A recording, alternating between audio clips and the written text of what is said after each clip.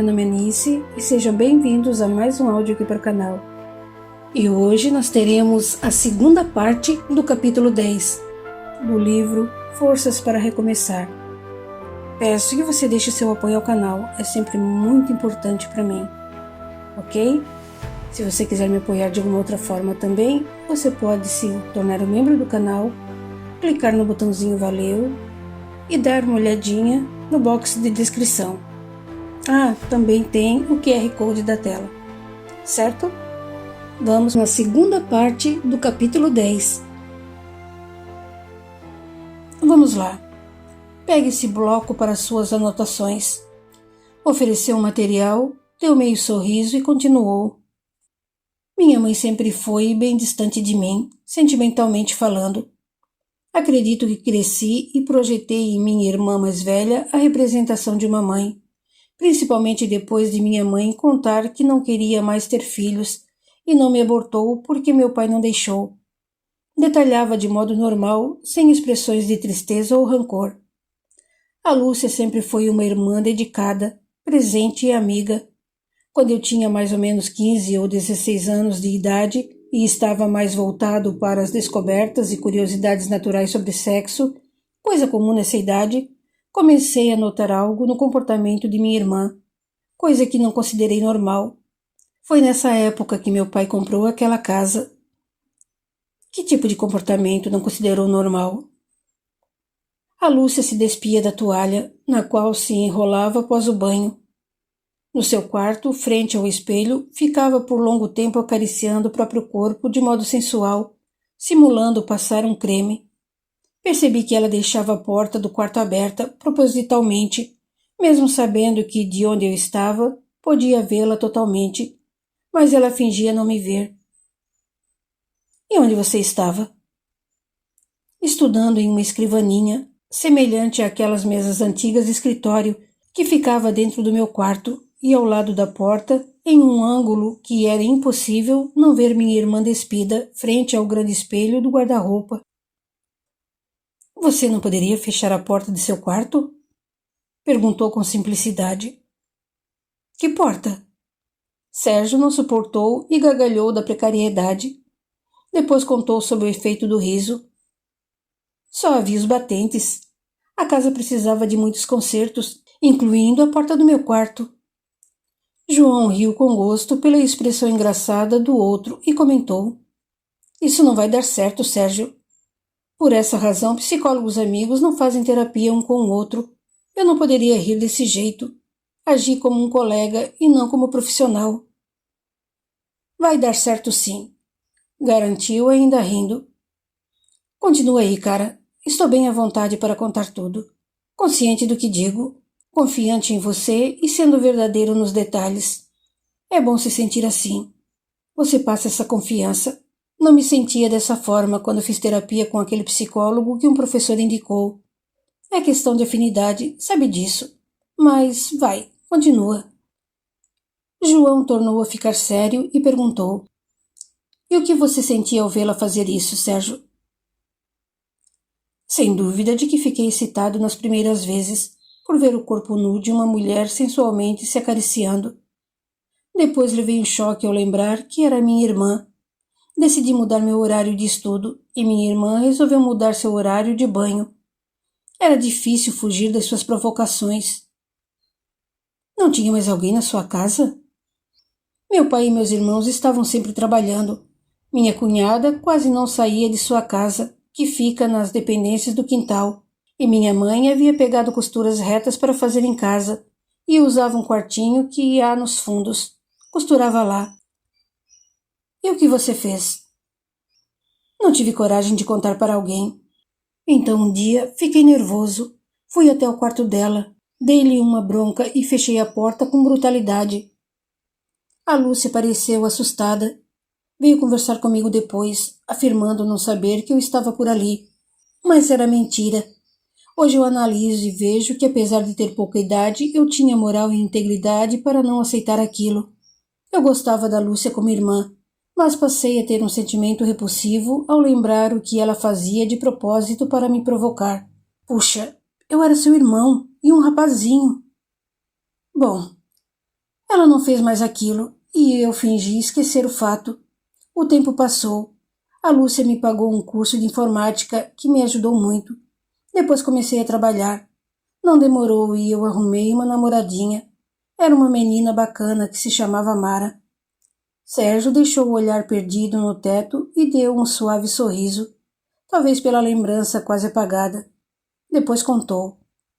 A Lúcia implicava demais com a menina e sempre começava uma discussão com a Ana, minha cunhada, ou com a nossa mãe, quando a Mara ia lá em casa.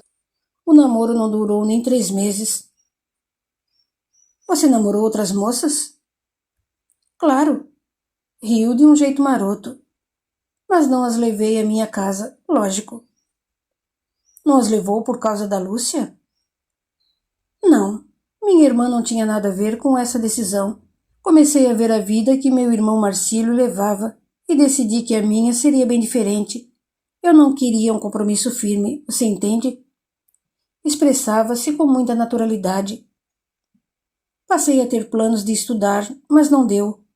Entrei na polícia e dava aula de informática ao mesmo tempo para juntar dinheiro e fazer o curso universitário que eu sempre quis e sair da polícia. Sabe, depois de ver o Marcílio e a Ana brigando direto, fiquei com aversão a um casamento não planejado. O fato de Lúcia ter se mostrado despida e com gestos sensuais para provocá-lo afetou-o sexualmente? Não, respondeu direto. Alguma vez lembrou-se de sua irmã nua com modos voluptuosos quando se relacionava sexualmente com alguém? Nunca, tornou Sérgio com a mesma tranquilidade.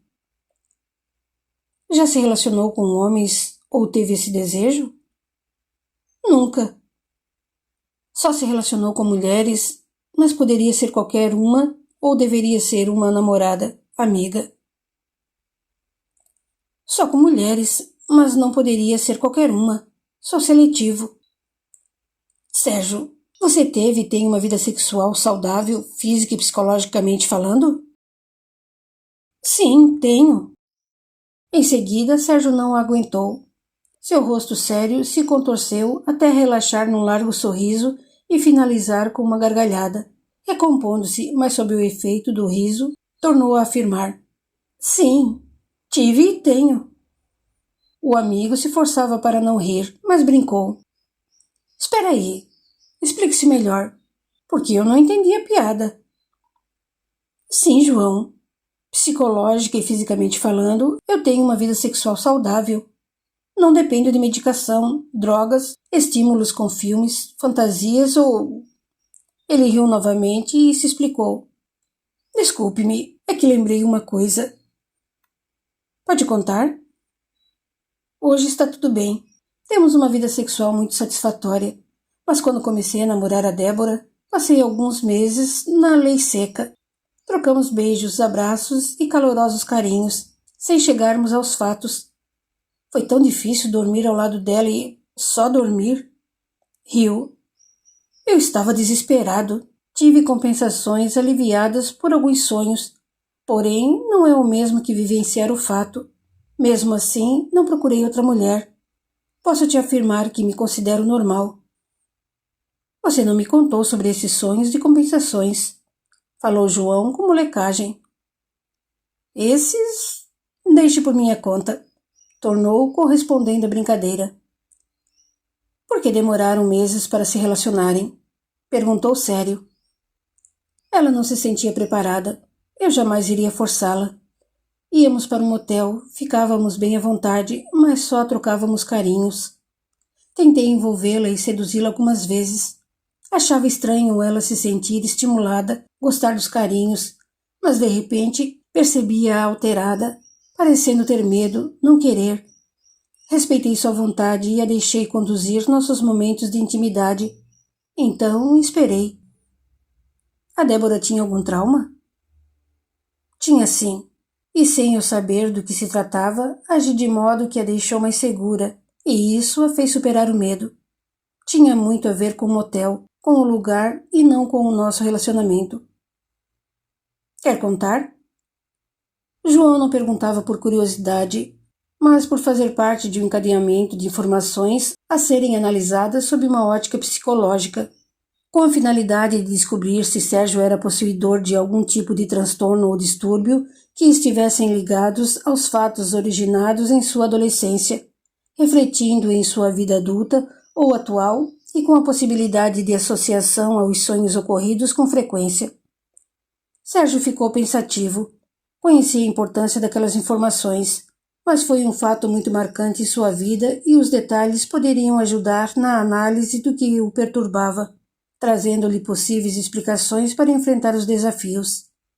Como profissional da área, tinha bastante conhecimento de que a ajuda de um outro psicólogo era importante, imprescindível.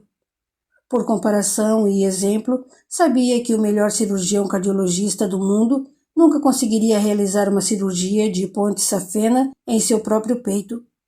Refletiu por alguns minutos, pelo fato daquele assunto íntimo também pertencer a Débora, mas confiava no profissionalismo de João e, colocando-se na posição de paciente que deseja ser ajudado, decidiu. Foi assim. Suspirou fundo e contou. Como toda garota, a Débora queria ter um primeiro relacionamento sexual com amor, carinho. Teve alguns namorados, mas nada significativos. Após um namoro mais sério, com um cara conhecido da família, algum tempo depois foram a um motel luxuoso, como ela contou. Mas não foi o que esperava. Ao sair do banho, viu que ele havia se drogado. Eles brigaram e o cara tentou forçá-la ao relacionamento. Ele a agrediu, bateu-lhe com força, e ela o acertou com um cinzeiro de vidro e foi embora. O cara não conseguiu estrupá-la, mas isso a traumatizou, principalmente pelo pai não dar importância ao fato e ignorá-la, mesmo havendo com hematomas e a boca sangrando. Não namorou mais até nos conhecermos. O fato de entrarmos em um motel a deixava apavorada e eu não sabia disso. Depois que passamos a ficar em seu apartamento, as coisas foram mudando e ela tomou a iniciativa de termos o primeiro relacionamento e tudo aconteceu como ela sonhava. Envolvi-a com amor, conquistei-a com carinho. Sorriu com ar de satisfação. Só depois revelou. Ela me contou esse caso pouco antes e foi a primeira vez que me senti inseguro. Por quê? Ela já era especial e depois do que me contou, falou murmurando em tom apaixonado. Não queria frustrá-la em sua primeira vez, machucá-la. Adoro a Débora. Você não imagina. Caso soubesse que sua namorada teve uma vida sexual ativa com outros homens, isso o incomodaria? Atrapalharia seu relacionamento com ela? Não, de forma alguma. Não me importo com o passado, desde que ele não interfira negativamente em meu presente. Só seria muito precavido quanto a doenças sexualmente transmissíveis. E nos sonhos de compensação, durante esse tempo em que você e a Débora não se relacionavam sexualmente, você sonhava se relacionando com outras mulheres? Não, sempre sonhei com a Débora. Sorriu, deixando o olhar perdido ao confirmar. Eu a amo tanto. Nunca pensei que eu pudesse me apaixonar por alguém dessa forma, cara. Estou sendo muito invasivo na sua vida íntima? Perguntou repentinamente. Não, respondeu rápido e com tranquilidade. João percebeu que os olhos de Sérgio brilhavam ao falar em Débora. Ele parecia sonhar e um sorriso apaixonado iluminava seu rosto sem que notasse. Repentinamente, avisou para observar sua reação. Voltemos a falar da sua irmã. Depois das apresentações desnudas, as quais a repreendeu, a Lúcia tomou outra postura em que exibia sensualidade? Vez e outra sim, respondeu bem sério. Usou roupas íntimas bem sensuais quando me chamou até seu quarto. Insatisfeito, eu virava as costas. Quando entrei na universidade, ela me ajudou financeiramente com algumas mensalidades no início. Senti que, por causa disso, ela se achava no direito de se mostrar sensual para me provocar. Lúcia se tornou muito amiga da Sueli, que passou a frequentar direto a nossa casa. Depois de um tempo, comecei a namorar a Sueli e percebi um comportamento bem estranho na minha irmã, que deixou de ser tão amiga da Sueli. Descobri que a Lúcia tinha ciúmes da minha namorada. Sua irmã o acariciou alguma vez? A Lúcia sempre teve necessidade de contato físico para expressar sentimentos. Ela precisava abraçar, beijar, afagar, tocar ou segurar para dizer alguma coisa. Mas isso era só com você? Com meus irmãos também, mas comigo era ostensiva. Quando eu já estava até pesquisando qual o tipo de transtorno dela, a Lúcia começou a perder o controle e começou a fazer certos carinhos para me excitar. Como eram esses carinhos?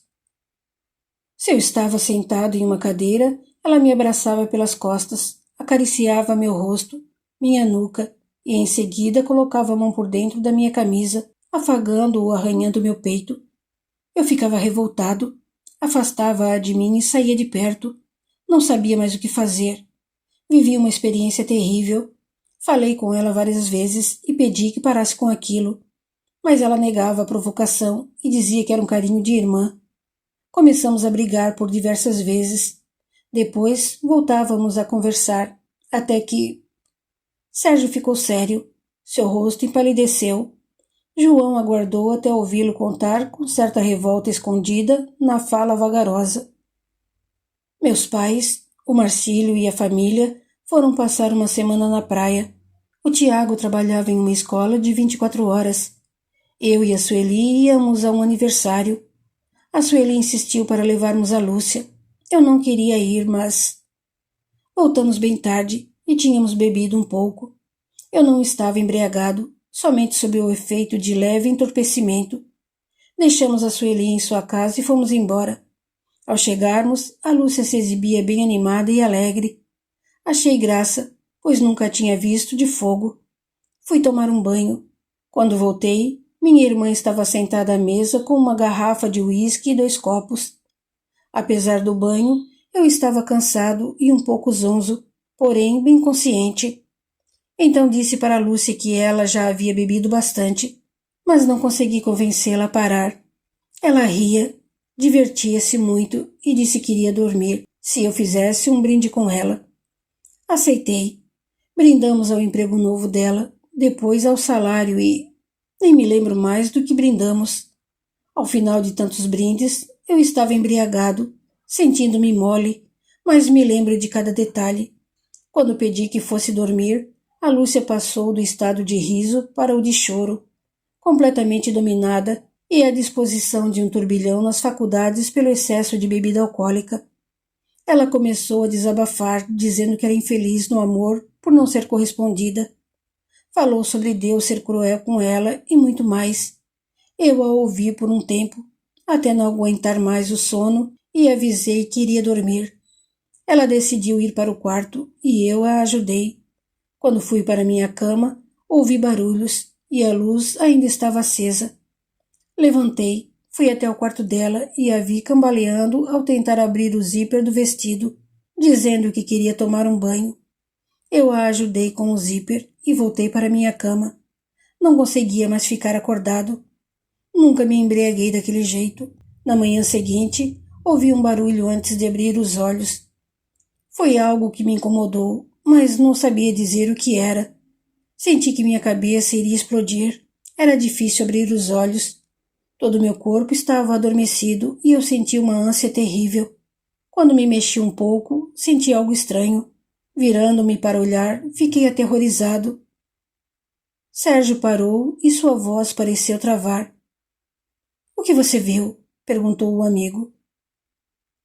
Já passava do meio-dia e, ao meu lado, a minha irmã estava deitada, completamente nua e abraçada a mim. Ela dormia no meu ombro com uma das pernas sobre as minhas. — O que você fez? Sentei na cama e o quarto parecia rodar. Tentei cobrir a Lúcia com um lençol, mas não dava e comecei a chacoalhá-la. Eu estava tonto, confuso, e como se isso não bastasse... — O que aconteceu? Perguntou o outro diante da demora. A Sueli entrou no quarto e me viu em minha cama com a Lúcia nua. — Como sua namorada entrou? Foi o pai dela quem vendeu aquela casa para o meu. Devido a Sueli ter tanta amizade com minha irmã, minha mãe e com o nosso namoro, Acho que foi a Lúcia quem lhe deu uma cópia da chave. O que a Sueli fez ao ver você sentado e sua irmã naquele estado? Ficou parada, olhando friamente. Eu entrei em desespero. Estava verdadeiramente em pânico. Tive vontade de berrar, mas não o fiz. Levantei, sacudi a Lúcia, que acordou, parecendo ainda embriagada, e fui à direção da Sueli. Só que ela virou as costas e foi embora. Não tive tempo de explicar nada. No impulso, arranquei a Lúcia da minha cama e comecei a esbravejar com ela. Gritei como nunca. A Lúcia segurava o lençol em torno do corpo, olhava-me indiferente e até sorria, o que me deixava mais furioso. Sabe, lembro bem dos olhos dela e, por um momento, não parecia ser a minha irmã. Parecia outra pessoa que me olhava. De repente, sem que eu esperasse, a Lúcia segurou meu rosto com as mãos e me beijou na boca. Imediatamente eu lhe dei um tapa no rosto, um tapa muito forte, e ela caiu. Sua boca sangrou e depois apareceu um hematoma em seu rosto. Breves segundos e Sérgio lamentou em tom triste. Como me arrependi por tê-la agredido. Mas naquele instante pareceu o único jeito de despertá-la daquela loucura. Eu fiquei completamente insano, João. Você se relacionou sexualmente com sua irmã ou não sabe dizer? O Dr. Edson me fez a mesma pergunta. Posso afirmar, tenho certeza de que não tive relação sexual com ela. Respondeu bem seguro. Baseado em que afirma isso tão categórico? Você bebeu muito, talvez tenha esquecido. Eu estava bêbado, mas bem consciente. Falava calmo. Sabia o que acontecia apesar da coordenação motora e do raciocínio estarem lentos. Lembro que tomei um banho e vesti um pijama curto. Estava calor e eu tirei a camiseta do pijama, só a camiseta. Ressaltou. Quando me deitei definitivamente, recordo ter sido na posição em que acordei. Despertei com o corpo adormecido, significando que não havia me mexido muito, e eu estava vestido do mesmo modo como quando me deitei. Se tivesse acontecido alguma coisa, primeiro, eu não estaria com a parte de baixo do pijama, e outra, os lençóis da minha cama estavam limpos. Depois a Lúcia disse algo que confirmou isso. Então, por que ela sorriu? Será que pensou ter acontecido algo? Não sei dizer por que ela sorriu. Havia algo estranho em seu rosto, mas tenho certeza de que não aconteceu nada, a não ser o fato de ela me beijar e eu a agredir. Como vocês se encararam depois? Não nos falamos pelo resto do dia. Fui atrás da minha namorada para tentar me explicar. Pensei que dificilmente alguém acreditaria em mim. Para minha surpresa, a Sueli me ouviu e contou que tinha notado o comportamento estranho da Lúcia e disse que minha irmã me olhava com desejos de mulher. A Sueli propôs que esquecêssemos aquele fato e me deu um apoio moral que eu não esperava. No dia seguinte, chamei minha irmã para termos uma conversa. Falei tanta coisa. Ela chorou, confessou que me desejava como homem e não como irmão. Fiquei aturdido com o que ouvi e mais transtornado quando a Lúcia disse que lamentava não termos nos amado na noite anterior. Isso confirma que nada aconteceu. Ela chegou a propor o absurdo de um envolvimento íntimo entre nós sem que alguém soubesse. E o dia em que eu me casasse, eu não quisesse mais, tudo bem. Poderíamos esquecer nosso relacionamento. Depois de ouvir essas palavras, eu tive raiva e pena da minha irmã. Propus que ela fizesse um tratamento, uma terapia, mas ela me agrediu com palavras. Ficamos alguns meses sem conversar. Só falávamos o essencial. A partir disso ocorrido, a Lúcia mudou muito. Aconselhei novamente, e por várias vezes, que fosse um psicólogo, mas ela não aceitava. Ela estava doente. Ela continuou a ter amizade com a sua namorada? Não, somente a Sueli conversava um pouco. A Lúcia entrou em um estado depressivo que se podia notar. Um dia, a Sueli insistiu tanto para minha irmã acompanhá-la até o shopping que ela acabou aceitando. Elas não foram de carro e, na volta, ao caminharem do ponto de ônibus até em casa, foram assaltadas por dois homens armados que usavam uma moto. A Sueli contou que a Lúcia reagiu depois de entregarem tudo. O rapaz atirou e o projétil atingiu-a no rosto, desviou para o cérebro e a matou. Sérgio, você acredita que sua irmã reagiu dessa forma para se suicidar, tentando fazer parecer um homicídio? Não sei dizer. Às vezes acho que sim. Sentiu-se culpado pelo que ela fez? A princípio sim, depois não. Fiquei chocado com a sua morte, mas foi pelo remorso por não conversarmos mais. Eu não posso me culpar, pois inúmeras vezes pedi que procurasse ajuda, tratamento, mas ela não aceitou. E a Sueli? Namoramos por algum tempo, mas assim que ela propôs casamento, não respeitando os meus planos de estudar e me alicerçar melhor na vida, eu disse que não era o momento e nos separamos. Voltamos, até eu terminar definitivamente e ela me ameaçar. Ameaçar? Ameaçou contar para todo mundo que viu minha irmã dormindo nua a meu lado, que a Lúcia lhe contou que eu a seduzia para o incesto. Isso se eu terminasse o namoro com ela. Foi aí que eu conheci realmente quem era aquela criatura. Ela não me deu sossego e fez o inferno da minha vida. Ela cumpriu a ameaça? Não. Seria a minha palavra contra a dela. Além do que, depois que ela aprontou com aquela história do celular, ao dizer para a Débora que era minha noiva e tudo mais, ninguém vai acreditar nela mesmo. Sérgio, você tem esses pesadelos só quando está na casa de seus pais ou eles ocorrem em outros lugares? Sempre foi na casa de meus pais, até a noite passada. Eu dormi no apartamento da Débora e acordei de súbito por conta do sonho. Ela despertou com meu solavanco ao me sentar rápido. Eu só disse que tive um sonho estranho. Vendo o colega pensativo, Sérgio sorriu. Não suportou a curiosidade e perguntou: o que você me diz de tudo isso? Psicologicamente você já sabe, mas espiritualmente falando, meu amigo, precisamos de uma longa e boa conversa. E a propósito, você conversou com a Débora a respeito de tudo isso? Falou sobre o comportamento de sua irmã? Não. A Débora passa por um momento delicado com a família e estamos vivendo um período muito bonito, gostoso. Não me sinto preparado para contar. Ficaria constrangido e preocupado com o que ela poderia pensar. Vou esperar mais um pouco. Depois eu conto. Sabe, estou com uma ampla bagagem para analisar. É ótimo quando alguém é tão direto, verdadeiro e detalhista como você foi. Não demonstrou orgulho ou arrogância por sermos da mesma turma, omitindo fatos por vergonha. Coloquei-me na postura de paciente. Sei que as informações completas e verdadeiras ajudam a encontrar soluções. Meu caso não é fácil, e você sabe que nos últimos tempos o envolvimento sexual entre irmãos vem aumentando muito.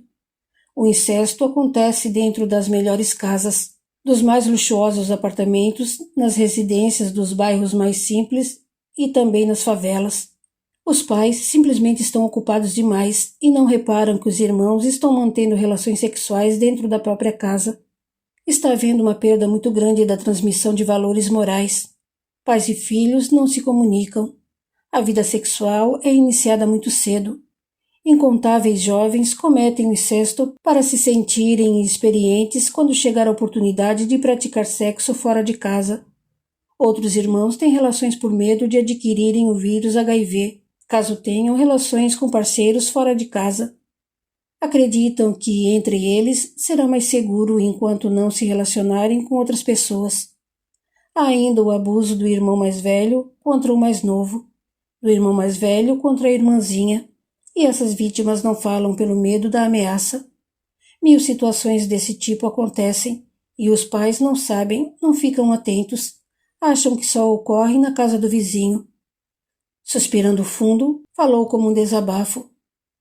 João, eu já era maduro, e mesmo sendo um homem experiente, você não imagina o quanto sofri com aqueles assédios, com as recordações.